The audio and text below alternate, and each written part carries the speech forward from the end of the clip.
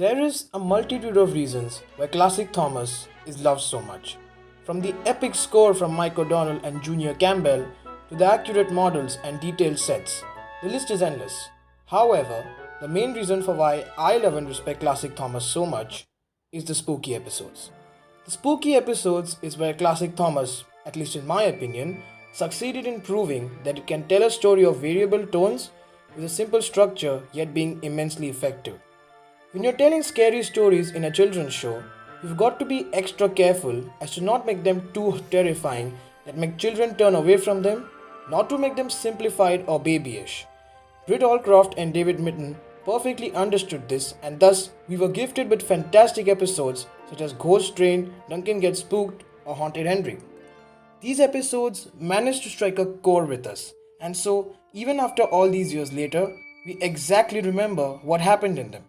So, I would like to explain about what made these episodes so effective. First off, it's the atmosphere. The atmosphere was dead-eye perfect in these episodes. The creepy smoke and fog effects, coupled up with the dazzling visuals and the intentional lack of dialogue and narration, make for an amazing viewing experience. Speaking of narration, I think all of the narrators did a marvelous job at narrating these episodes, especially Alec Baldwin in season 5. Well, you don't believe me?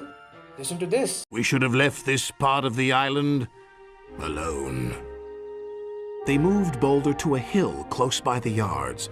Rusty is sure that on a clear night it is gazing up at the mountain and that its sides are being carried on the wind to where it once used to stand proud and silent. I wonder if Rusty is right. Don't you? Angeles didn't do half bad either, but I'll always prefer Baldwin. Well, at least in season 5. Anyways, moving on to the next topic, the ambiguousness. All of the spooky episodes in seasons 1 to 6 never told its audience of what is the reality and what is made up. That's left for the audience to decide. Like, we never know whether the boulder was actually a spirit or did the engine really die and Duncan get spooked. There will always be that little bit of doubt in your mind, and that's why I respect it so much. Contrast them to any spooky episode from the CGI series and you'll observe a difference of day and night. It's just blatantly told to us that ghosts do not exist or so and so incident didn't really take place or all of this is just silly make-believe. Since we know everything, there's no real reason to watch the episode any further because that element of surprise is lacking and thus makes the story incredibly predictable. Above all of this, the thing that ultimately works the most for these episodes is the music.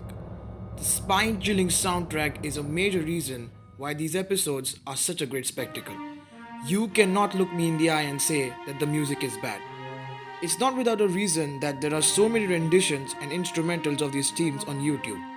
Mike O'Donnell and Junior Campbell didn't need to do this. They could have opted for a generic scary music that wouldn't even make a 5-year-old scared and it would have sufficed. But they didn't. On the contrary, they made music so good that it's good enough to be compared with music from actual movies. Yes, it's seriously that good.